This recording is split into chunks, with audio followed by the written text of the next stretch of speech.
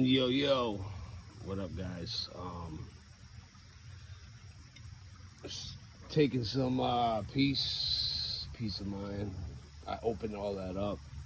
Just enjoying the stream. Having a beer and a half a blunt. How about the stock market today, guys? Biggest crash, I would say at least 2008. I don't quote me on this, but I would say at least the 70s. It's all planned.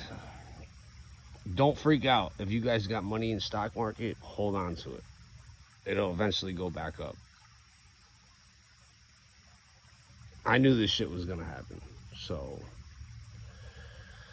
it is what it is, yo. Yeah.